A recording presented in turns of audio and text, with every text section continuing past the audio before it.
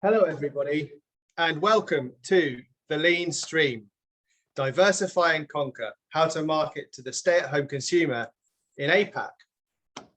This is the latest installment of our look into the world of marketing and advertising here with the Lean Company.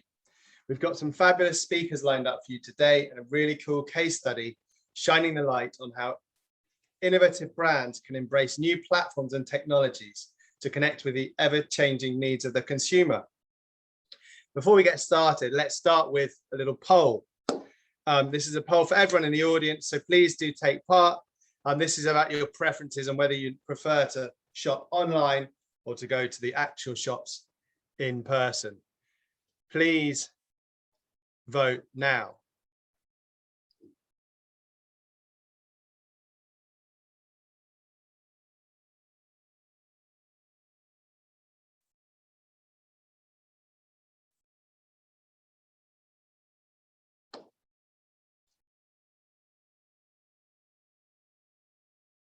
Right.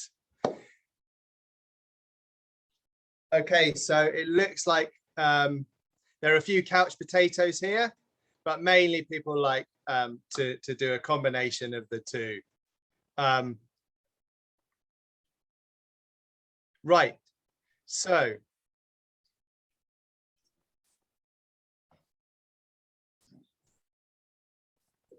it's time for the opening panel to discuss trends and strategies on how to market to the new stay-at-home consumer.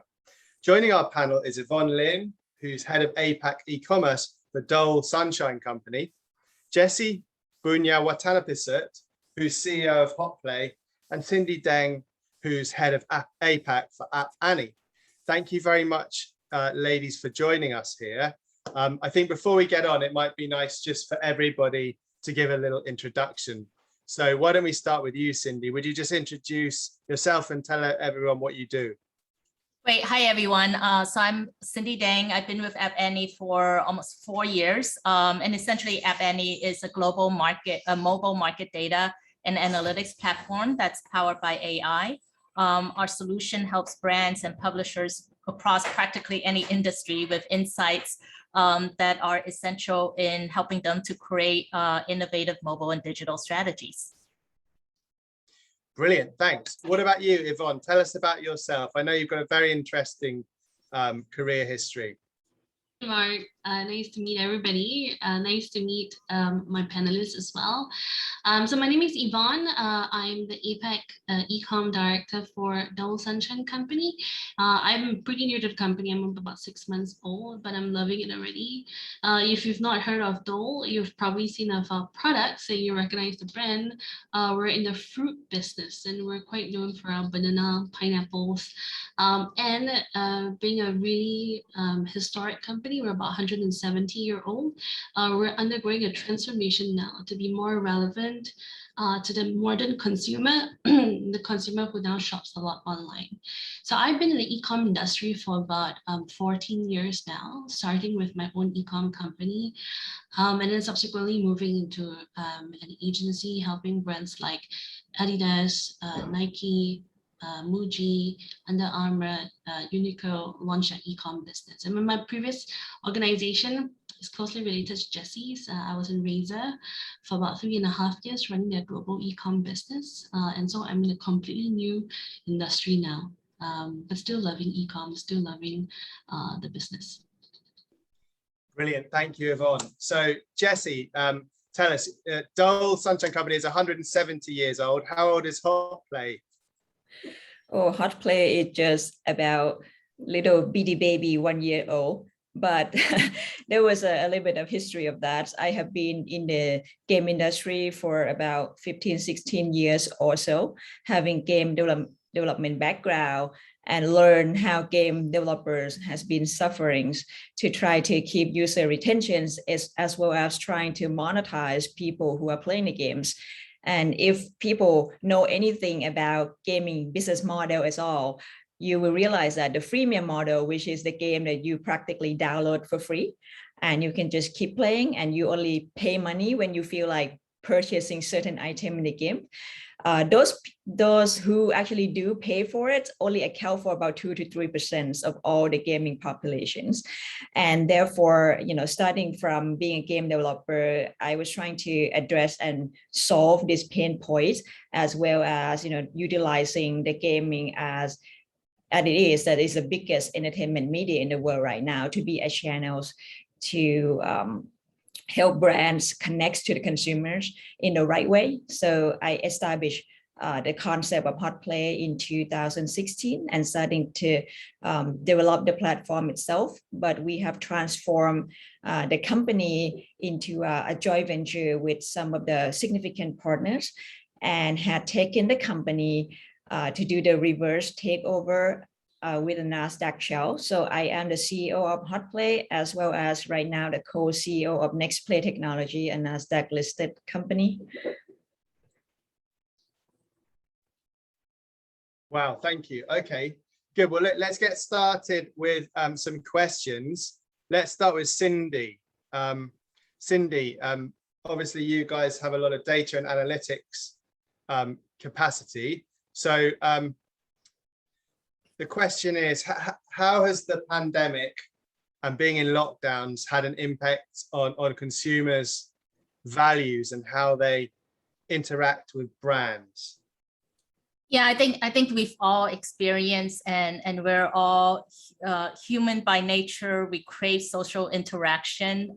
So in an environment where so many countries and so many people are mandated to distance and have social distancing, we have to look for ways to interact online, right? And in many ways, the smartphone is our link to the outside world.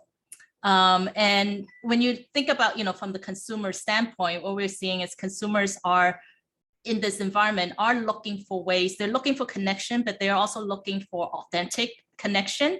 And they are more connected with brands that are aligned to their values, right? So some of these we see is an increase of apps that are promoting more social good and diversity. I mean, you see this with a surge of, the anti-food waste type apps, and especially this is growing quite a bit more we see in the European markets, but then also in some of the Asia Pacific markets as well. There's a lot of grocery delivery and food delivery, but also being conscious around how, food delivery is not contributing to food waste, and leveraging that as part of the business model. And then we also see business models that with businesses that are promoting small businesses. So in the US, for instance, you see a lot more apps that are providing services. If you're nearby, for instance, the Black small business owners, it's also promoting more utilization and helping those businesses. So what I would see is a lot of the consumers and for brands to take notice is, in the past, the focus has been more around demographic segmentation and how do you target certain customers that fits those demographic profiles, whether it's a female or interest. I would say now, and especially with the Gen Z generation, is brands need to be thinking about what is the value-based segmentation, because a lot of consumers these days are caring that the brands are aligned and is affiliated with their personal values. Okay, so it's like a combination of, if there's a positive to come from this, that it's given people more of a social conscience. Yeah. And also Gen Z are born with that anyway, so brands need to keep that in mind. Yep, absolutely. Great. Jessie, do you want to quickly answer that question as well about change? Yeah. Sure, I'm happy to. I mean, if you ask if the COVID pandemic has impact on consumer behavior, I would say absolutely it had. From what I have observed, being isolated under the lockdown as a result of the pandemic deprived people from physical interactions, and thus it's prevented them from being physically and socially influenced. When it comes to brand and purchase actions, I would say that nearly all the purchase decisions are now being influenced and made online.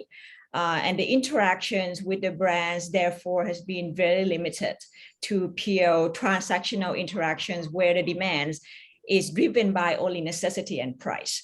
So there's a lot of things to notice that for brands to be able to have to adapt themselves to cope with that, because if such behavior continues, I could see the diminishing trend in the brand loyalty, where goods and services become totally interchangeable between the brands themselves.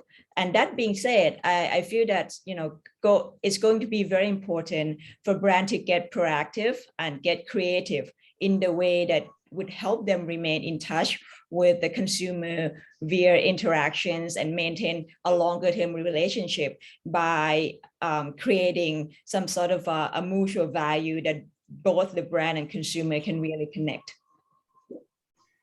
I think we can't possibly not let Yvonne have her say on that, because she is obviously representing a brand here. And yeah, what do you think, Yvonne? So how I would like to talk a little bit about how it manifests, right? So I think everyone in the world is affected by this COVID situation. People are working from home, not just working from home. A lot of our children are studying from home, so it's an acceleration of everything digital. But like Jessie mentioned earlier on, what we're finding now is a lot more people are being introduced to the brand first online, then offline, right? Especially in the last 2 years. And then what this suggests to us is from the manner for which we spend marketing, or we try to build brand awareness, we need to think about what are some of the assets at home that consumer will touch and face, like your in-game, your games. Like for example, myself, because of my old background, also I'm a huge gamer. So we're spending, myself and my kids are spending a lot of time playing games and shopping online. But then also, interestingly, we're also looking at, we've also discovered in our audience segmentation that consumers are a little bit more price sensitive now, right? With a lot more time to do research on the products that you want to purchase, people are looking for good deals, right? It doesn't, not necessarily the price that matter, but do they perceive the product to be of a good deal? So this is important because if the customer does perceive the product to be a good deal, then the price sensitivity of your industry is a bit lesser. So engaging with the consumer on the modern platforms like TikTok, which is, if you're not on it already, get on it. I myself don't use it very much, but I use it for research. Look at emerging brands, how they present the brand values, the brand philosophy, like what Cindy mentioned, in order to make their brand stand out, right? So this gives people ammunition to talk about the love for the brand, or the unique points of a brand beyond pricing, right? So I think that's really important for us to identify trends that will continue to stick even when people start working in offices again, or schools start opening again. Okay, thank you very much. There's lots to talk about. Okay, so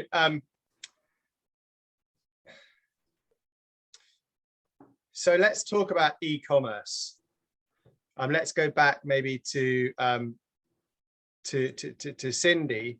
What strategies or tactics or techniques have you seen brands or agencies enact to take advantage of this huge wave of e-commerce taking over the marketplace? But this space on e-commerce is just so fascinating to me. And there's been so much, evolution, and a lot of the strategies and trends we've been seeing is actually coming from China, and China's been leading in many ways on retail and e-commerce innovation. So I would describe the strategy as, essentially authentic content and shoppertainment. And I would break it down into, there's the online, the purely online retailers, and then those that are more brick and mortar that are also transitioning or being forced to go online and forced to be on the e-commerce. So on the online retailers, I see a couple of themes here. One is like almost the Instagramification of shopping apps. And a great example of this is with Shein. Shein is probably one of the big winners that comes out of, through the past year, and especially within e-commerce.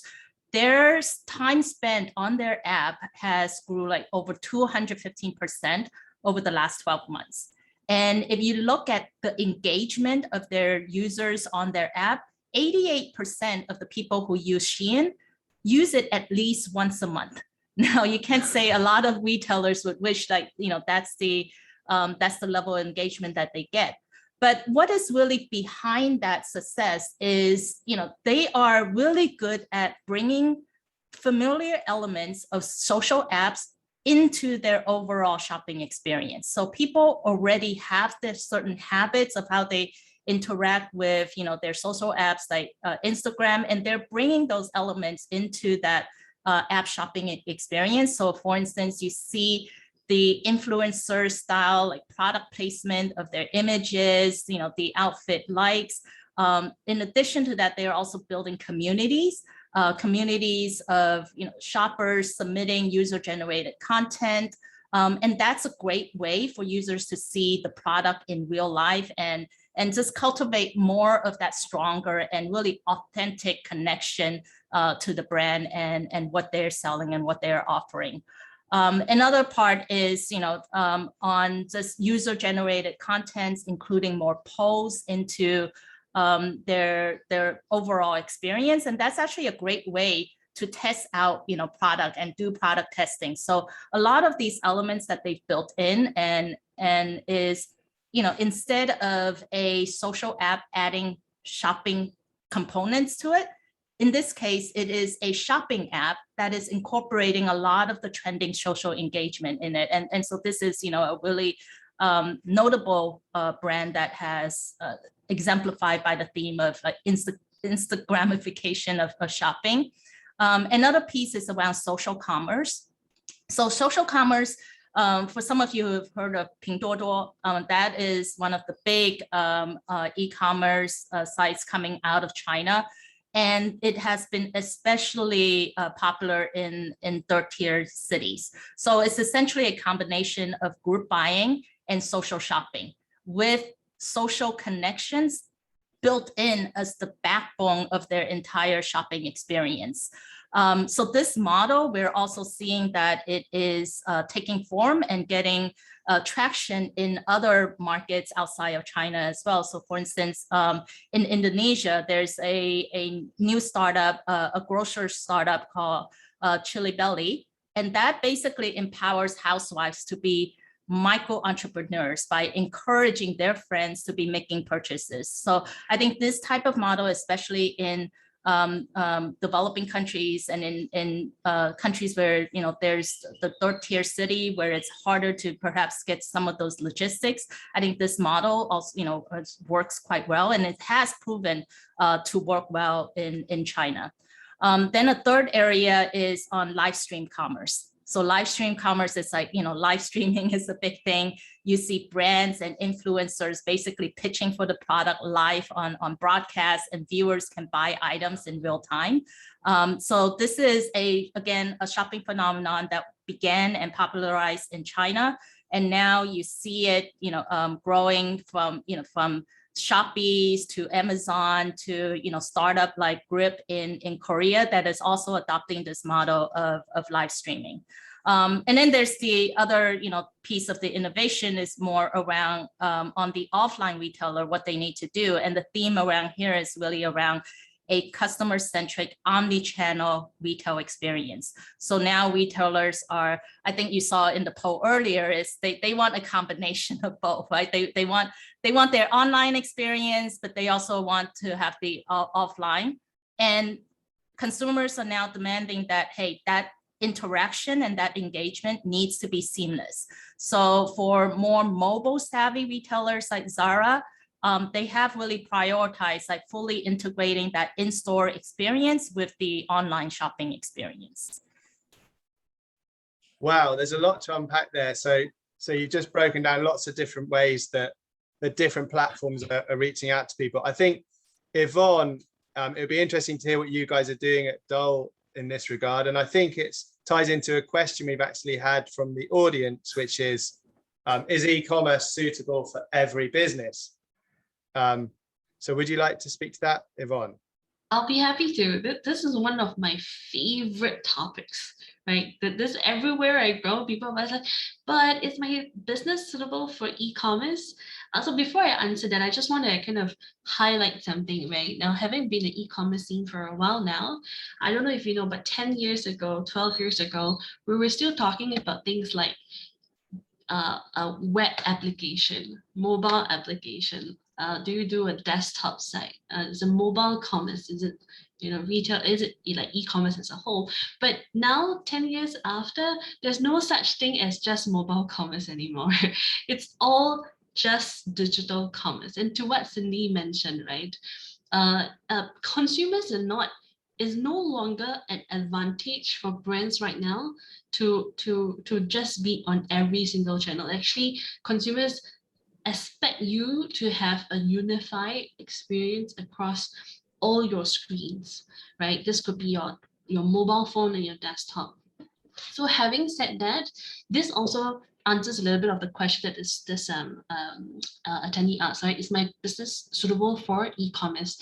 In my definition, every business is suitable for e-commerce, but not necessarily looking for like sales per se, right? Because it is also a platform for you to get good consumer feedback real time. It's a manner for you to communicate with your customer in a manner for which is direct, right? You could use social media, that's not a problem. But then if you want feedback, you want customer base, you want to be able to email them, I think one of the most effective method is still to always have your own site.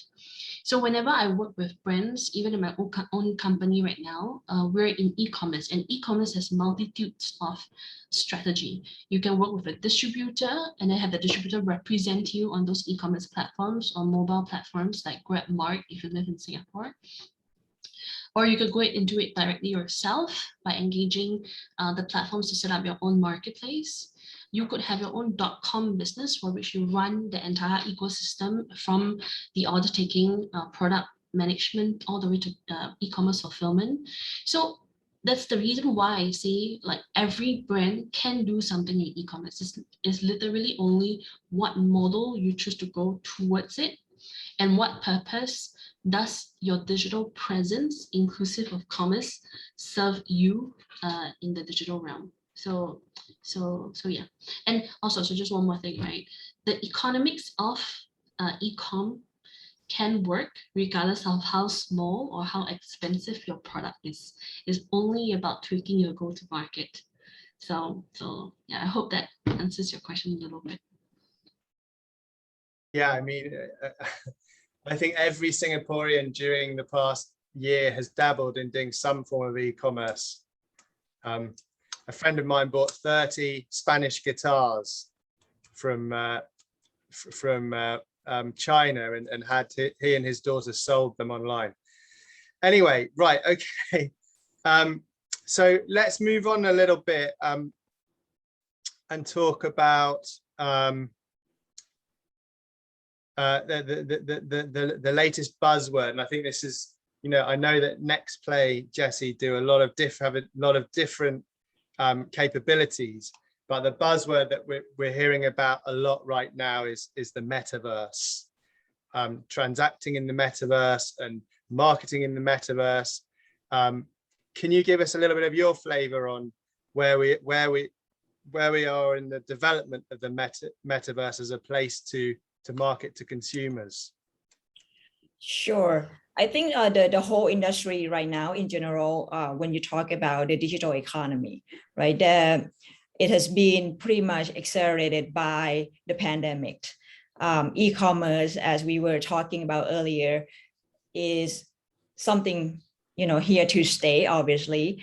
And e-commerce was already a thing before the pandemic. But, you know, with this, everything that's going on, people has now become more, I would say, digital literate when it comes to online purchases. And if you're thinking about, you know, people spending so much time in the digital world, in the virtual world, it's kind of inevitable for creative industry, especially gaming, to be coming out with something that would help refine that behavior and linked it into commerce and into something that create transactional value. And just to give you the idea, during the pandemic, game industry itself was already growing nicely and is exceeding the analyst expectation by 50% on the revenue side of things. So what that means is people spending so much more time playing games, and this day not only to kill time, but as a mean to socialize, interact with another human beings, their friends and their families who essentially cannot be in the same room, right? So it's been a situation when if you can't do it in the real world, then you might as well do it in the virtual world. So there is this trends going on, and the behavior is already trending towards that type of activities, right? So with this property of game being able to literally create another world in its own right, you can easily foresee that the game could naturally lend itself to e-commerce, and there you're gonna have it, the metaverse, right? And going into the metaverse as another world for people to hang out, to get influence, to buy things. And there are already 2.9 billion people playing games, and it's projected to be at least 3.5 to 4 billions by 2025. And naturally, transactions in the commerce world follow wherever people are. So it is very natural that now big companies are already making move on being a part or the whole of such ecosystem. And as far as the metaverse goes, believe it or not, I actually think at the end of the day, the only obstacle is the hardware. So as soon as someone come up with a headgear or an AR glasses that work ergonomically right with an affordable price point, you will very quickly see a widespread adoptions of this whole metaverse world or this parallel world, where people would go hang out, create another environments of their own, where brand can build relationship and connections with their consumer. And I'm seeing this becoming basically our new ways of life within the next 3 or 5 years. Okay, 3 to 5 years. What do you think, Yvonne? I think it's already here in some form. I don't know if you guys know this game called Second Life. Yeah, Jessie, you must be familiar. Jessie, you're nodding your head. I think, and Second Life is one of those things whereby, how do I explain it? It's a virtual world whereby you can enter and create and interact with other people, right? In that iteration, that Second Life, you can Google it, existed at that point. It was hugely popular. Like, people use it for both social and a little bit of vice, but then the point there is people has been experimenting with different iterations of Metaverse. And I look forward to the very near future where Jessie mentioned, and then as long as somebody can come up with enough of a hardware that is ergonomic and affordable, there's no questions. Not just our generation, but the younger generation would love it. It would fly off for sure. I would say, something like the metaverse is basically another element that would help fulfill people basic needs, which is self-actualizations, right? It's very because if you can't do certain stuff, you can't be certain things in the real world. So you kind of separate yourself into the second world where you can be whatever you imagine yourself to be, and I think that play into a very instinctive human nature, and that's why it's going to become a thing. Jessie, you just reminded me, right? Would you consider, sorry, if I just want to ask Jessie a quick question also. Would you consider like the more recent Roblox and like how do I pronounce this?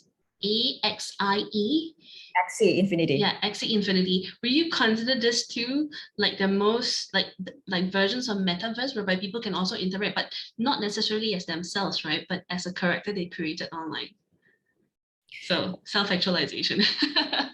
Yes, in a sense, and it is very similar to a lot of the character building games that are already out there, right? It just keeping adding on, bit and piece of elements to make it more expansive and more real in terms of how people can represent themselves. And that's why I said the timelines of 3 to 5 years, where it's get to the point where you get to become you and you do things in this world where you get to participate and generate your own reflection of yourself and user generated content in that type of environment. But right now you're still, playing a little cartoon characters and, be whatever it is that the developers allow you the limited boundary for you to kind of play in this world. But as the metaverse, the true metaverse concept, really become a reality, then it's just going to be another you, not just a little bitty cartoon character. Wow. Okay, cool. We're on the subject of we're slightly talking about games, gaming. Now I know App Annie has lots of in-depth research, and I think you've recently produced a report on gaming. But yeah, Cindy, why don't you tell us about how big gaming can become, and Jesse's already thrown out some numbers like 2.9 billion gamers right now. What's the App Annie take on how big gaming will become? So yeah, I mean, like you said, I think gaming is already big, but gaming, and especially mobile gaming, is huge. And more than 1 year into the COVID pandemic, what we've seen is that the demand for mobile gaming has just gotten stronger and stronger, right? And in our very recent mobile gaming teardown report, what we're seeing is there's over 1 billion games that are downloaded globally each week. So there's still a tons of new demand that's coming in across the world. People are spending 5 billion hours weekly on mobile gaming. So tons of time in game, and a lot of the people that are in game, one thing that is unique is also they are a hugely engaged audience. So when they're in the game, like, they are paying attention. It's not just like watching, Netflix or streaming where your attention could be diverted. And from a monetization standpoint, this year alone, I think we're tracking mobile gaming and mobile in-app spend is going to surpass $120 billion. So, and if you look at this in-game advertising itself, which is kind of separate from this figure, I think that is going to, take this, spending even much further. And I would say we're just touching on or scratching the surface of in-game advertising. So there's still a huge and a bigger opportunity out there, and especially with more brands and mainstream brands coming in and recognizing that with all their consumers and are spending most of their time in games, that they need to be able to communicate, right? They need to be able to continuously communicate and deliver those values to their consumers in this environment, in this gaming environment. So as more traditional brands are beginning to get into gaming, the space is just inevitably it's going to get much bigger. And when you think about, a lot of brands do sports sponsorships, right? And with more limited people participating in real life events, where's the sponsorship? I mean, what are the other forms where sponsorship could happen? I mean, think about in a in-game environment, in a basketball game, in a soccer game, within a mobile gaming experience. That this presents a new avenue for a lot of brands to take their previously offline sponsorships online into games. Okay, wow. And Jesse, do you want to, Cindy just said we're just scratching the surface. Do you want to quickly? Yeah, absolutely. Yeah, just for a note, I would really love to have Cindy now work for my IR person.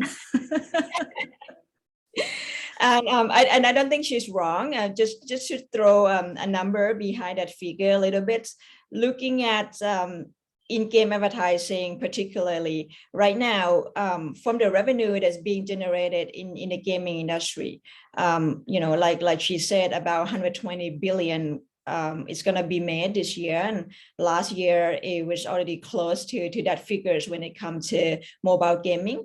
But game in overall in 2020, we were already looking at a total of 177 billion US dollars revenue being generated, and about 1/3 of which came from advertising. But when I said advertising, it was largely in the form of pop-up banners and rewards video advertising, which kind of annoying when it comes to people playing games, because again, as Cindy mentions, when gamers are playing game, they become very captive and they are very actively interacting with the games. And because game is such an interactive media, that when you get interrupted, you become very annoyed or get quite upset.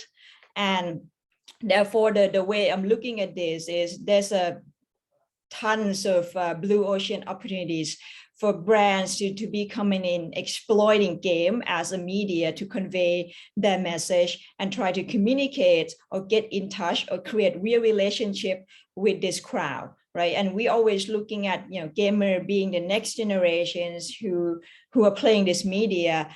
But in fact, I want to emphasize that that's a misperception, because the median age of people playing games is between 31 to 45, right? But naturally, young kids seeing games as something they graduate toward first. And the reason for that is because it's the cheapest form of entertainment. If you really think about it, you want to watch Netflix, you have to pay for a subscription, whether it's a few bucks a month, it's still some money. But game, kid can just jump on their mobile phone or their tablet and they download something and they start playing for free. So the way I'm looking at this is, if game as a media space are already generating about 56 billion US dollars per year via pop-up banner and reward video. And if the freemium games business model continue to be the dominant business model for this sector, I do believe strongly that those bespoke revenue generated from pop-up and banner ads already tell us that the market size potential is already proven for games as a means of media. And once the in-game advertising is starting to really grow and get presence, and get recognized to be a tool for brand to exploit, to create relationship with their audience, the in-game advertising itself will capture the market share from in-app purchase and also take away a pretty significant dollar spend amount from pop-up and banner videos that disrupt the gameplays. Okay, phenomenal. Well, it's a bright future. Thank you, Jessie. We've only got 2 minutes left. I want to ask one last question. I also want to point out Yvonne's doing some brilliant product placement there. She's got her Dole Sunshine company. What is it? Pineapple juice. This is a product unique to Korea. You won't find it here. Oh, you put it in my front of my face, but yes, it's delicious. Cool. All right. So guys, you have 30 seconds each just to tell us what you think will be the leading emerging trend in your industry in 2022. Why don't we start with Yvonne? This Cindy talked about earlier on. Now, I'm a huge believer in social commerce, on manners for which commerce can be transacted or promoted in a live stream format moving forward. And China is leading the way with this. But beyond them, I see a lot of countries in Southeast Asia, Facebook also picking it up. So where trends to stay, I would think that live streaming will be one very important one. no, something interesting, right? So gaming is one sector that I think also will continue. I think we. Oh, sorry, 30 seconds. Yvonne, we right, really please. need, because we've got your time presses. But so live streaming. Yes. Cindy, 30 seconds. All right, taking on the live streaming as a parallel to that is content creator monetization. So that's going to be complementing that and driving that growth. I say financial literacy is going to be another one. The rise of crypto and trading apps, we're seeing that. Contactless loyalty, brands have to figure out ways of how they still build loyalty with the consumers in a contactless world. Brilliant. Okay, and last word to you, Jessie. 30 seconds on the emerging trend in 2022. Sure. For me, I don't think you can get away from the metaverse for sure. And, it's enable you to do something that you can't do in the physical world. And that's very powerful. And in this virtual world, there will be needs for its own economy, which I believe will lead to the use of all kinds of digital currency and transactions and representations of digital asset. So, with the metaverse come financial tech and cryptos. Wow. Okay. Well, look, guys, I feel really honored to have been able to speak to you all. I feel like we didn't have anywhere like enough time, but there'll always be another time. Thank you so much, all of you, for joining us today. A pleasure. Thank you. Brilliant. I'm just going to, so before we move on to Varun, I'm just going to set up another poll. So audience, get ready for a new poll.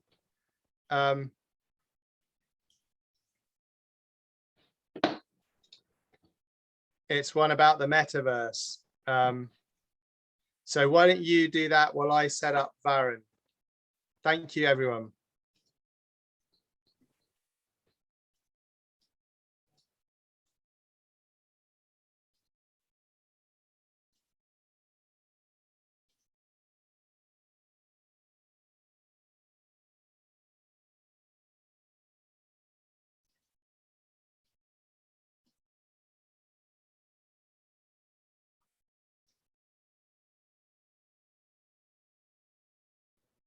Hey, Mark. Hi. I'm just gonna give me a bit. I'm just gonna add the background. Just 2 seconds.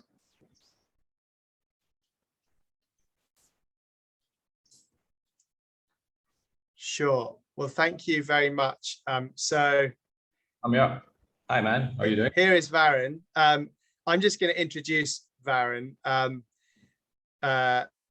So Varun is Associate Vice President for Content Strategy and Business at The Glitch, which is a VML Y&R company, and he's joining us from Mumbai. So we've gone global today. He's won a lot of awards for his creative work. He's worked with clients like Netflix, Dell, Flipkart, Samsung, and he's going to talk us through some ideas on how VML Y&R look at innovation. And yeah, we'll have 5 minutes at the end. If you've got any questions for Varun, put them in the question box, and we'll try and get them over to him. Over to you. Mark, will you help me present the thing? Okay.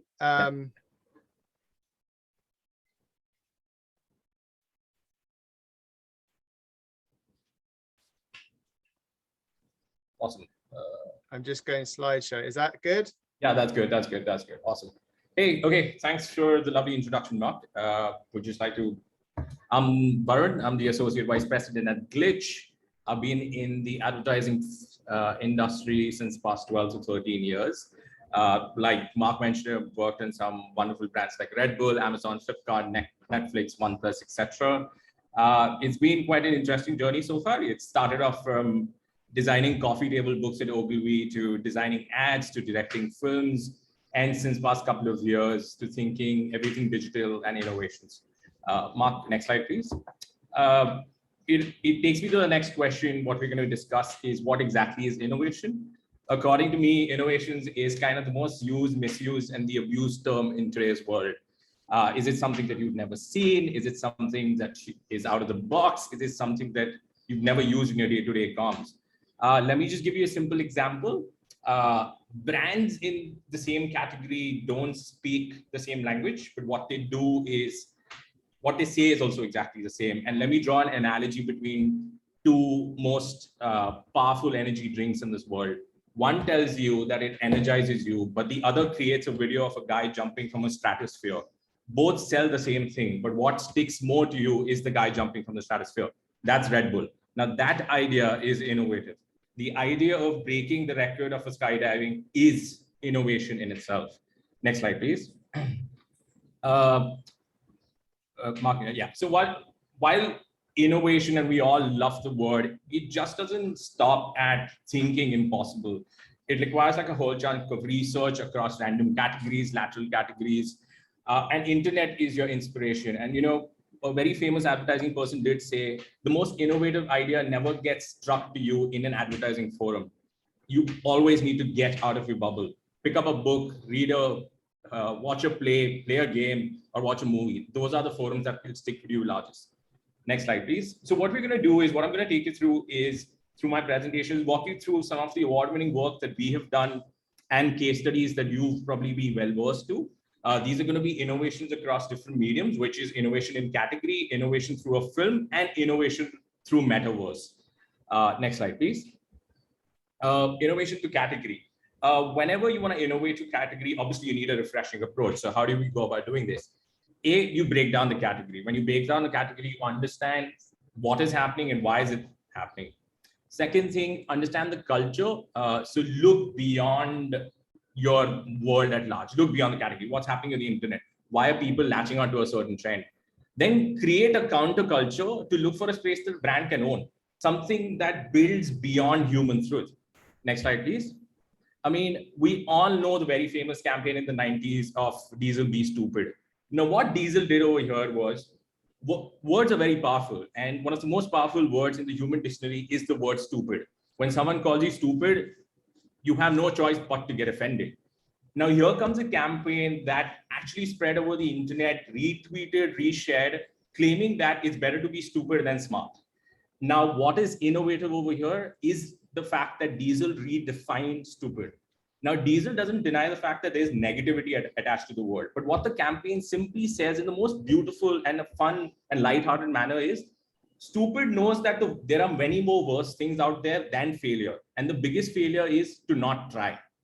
Therefore, being stupid, because smart has the brains, but stupid has the balls, and the balls to do something remarkable and worthwhile.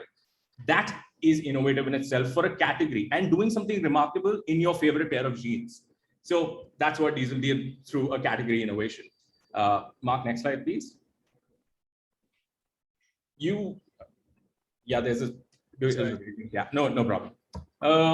Now David Ogilvy actually said, consumer is not a moron, she is your wife. And to be honest, innovations is only possible when we as advertisers let go of the constant need to dumb down our information to the audience, right? As consumers, as advertisers, we need to not just tell a story, but a narrative, build a narrative in such a way that people seek more and want more. For example, understand your audience. So look at your consumer at a very micro level. What is his or her pressure points? What is really most important to them? Now dig deep into the human truth, right? Basis their life, the narratives that's inspired or aspires them. Push them to think by not giving the complete message. So, Mark, we want to move to the next slide? Just don't play it, hold on. So, we all knew there were tons of speculation around McDonald's burgers and the preservatives attached to the burgers. So what Burger King did over here is they had to do something different rather than just putting a stamp on their product boxes saying that there are no preservatives in the food. This campaign done by Burger King was not to derive short-term sales. It was rather to ensure that Burger King's decision to remove preservatives to in its food become a top-of-the-mind recall. So what Burger King did was they shot the burger in real time on how fresh food decayed easily without any preservatives. Now that's innovation through video. Mark, just go ahead and play the video.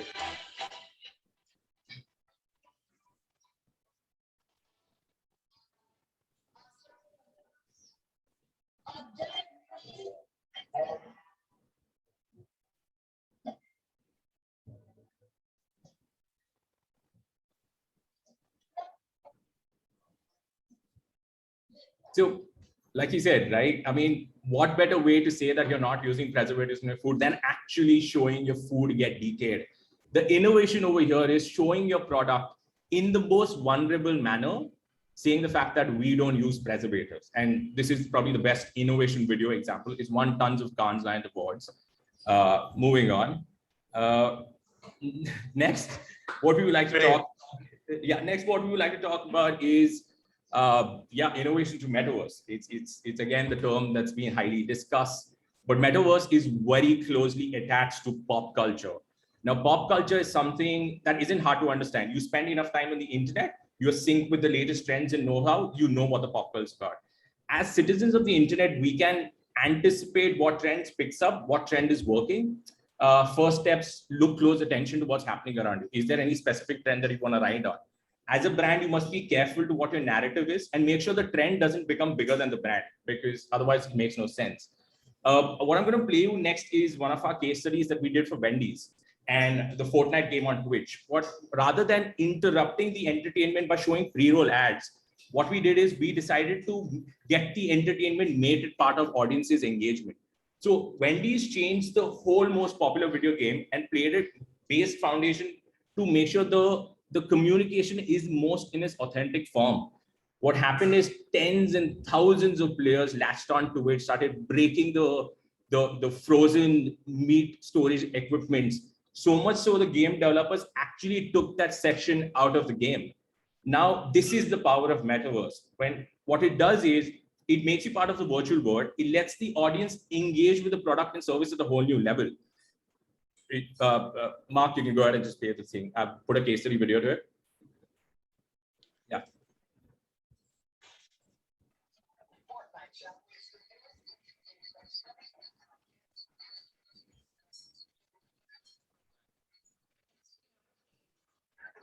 Seeing your volumes low.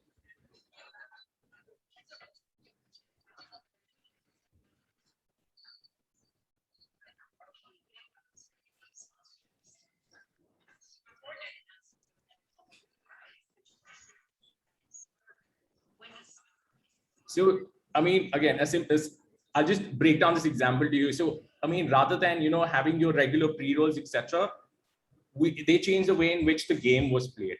And what it resulted in, it set foundations for brand to authentically engage with the audience. So, like I said, the whole Fortnite Twitch, even Fortnite got involved putting out a tweet saying that, this is what we sign up for and this is what the audience should engage.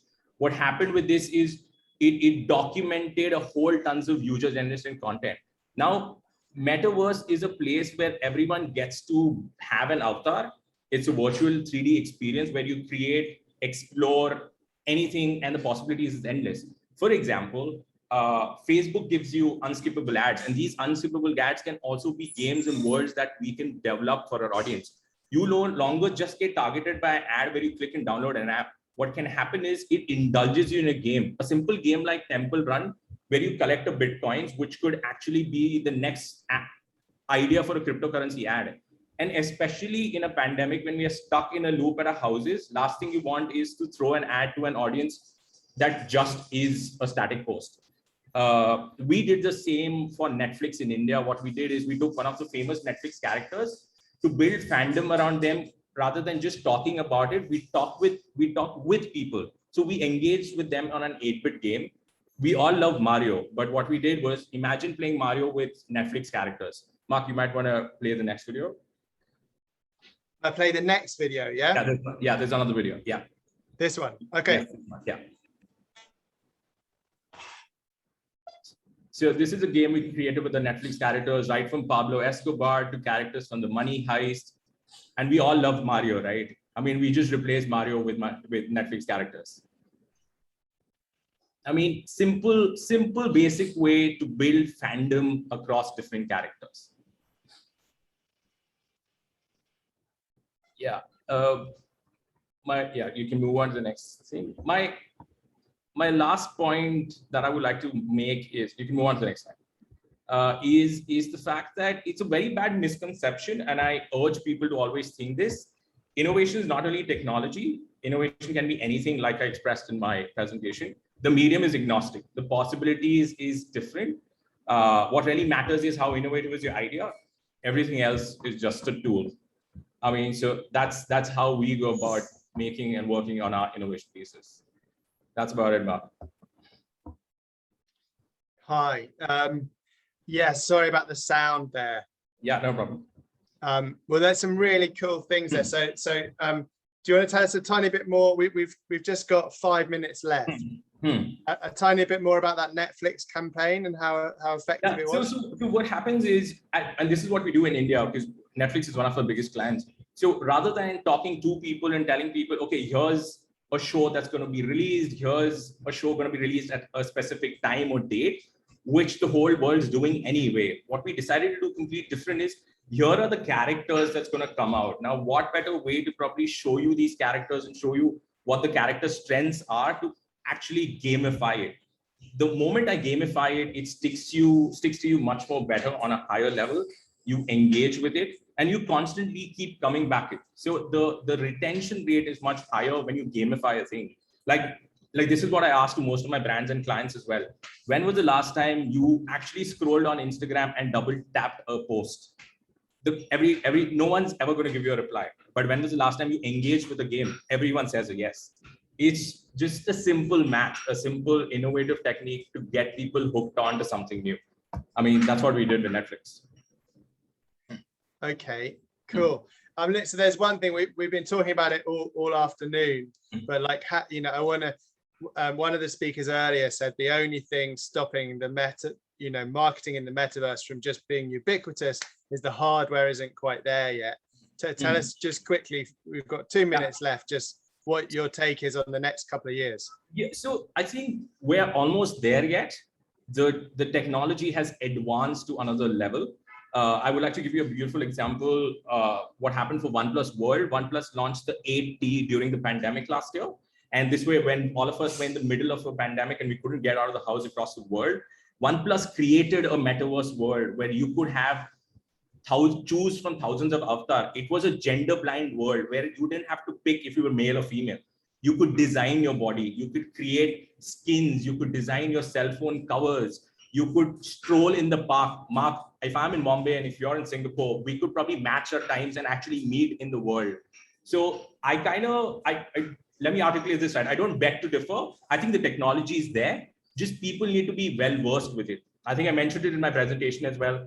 Internet is like a rabbit hole. You just need to pick the information, find someone to execute this information better. And I think you're already in the world. Brilliant. All right. Yeah. Well, look, Varun, thank you so much for joining us today. It's been brilliant.